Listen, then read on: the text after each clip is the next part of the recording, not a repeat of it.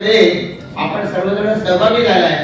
खरं तर 2017 ची निवडणूक म्हणजे पनवेल महापालिका पहिल्यांदा स्थापन झाल्यानंतरची निवडणूक आहे आणि त्या निवडणुकीच्या निमित्तानं भारतीय जनता पार्टीच्या एकटी लढली होती भारतीय जनता पार्टी करायला।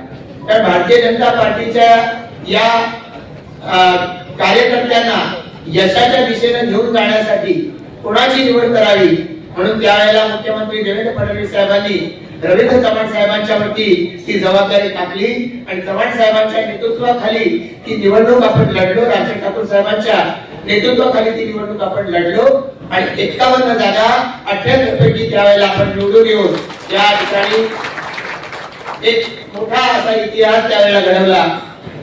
चव्हाण साहेबांच्या वरती देवेंद्र फडणवीस साहेबांनी टाकलेला विश्वास हा त्यांनी पूर्णपणे सार्थ करून दाखवला।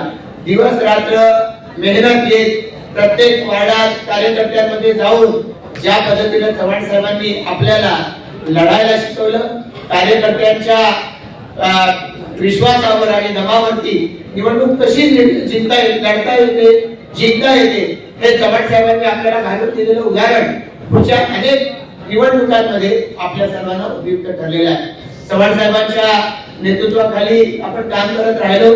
पुढे चव्हाण साहेब जिल्ह्याचे पालकमंत्री झाले, पुढे राज्याचे सार्वजनिक बांधकाम मंत्री झाले आणि आता केंद्रीय नेतृत्वानं नरेंद्र मोदी साहेब, अमित भाई शाह साहेब यांनी आज त्यांच्यावरती विश्वासानं या राज्याच्या प्रदेशाध्यक्ष पदाची जबाबदारी टाकलेली आहे।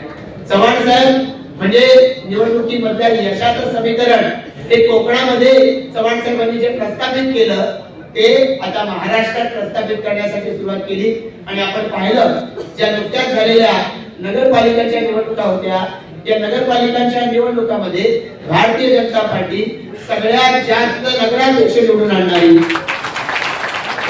आणि सगळ्यात जास्त नगरसेवक निवडून आणणारी पार्टी ठरली आहे। म्हणजे भारतीय जनता पार्टी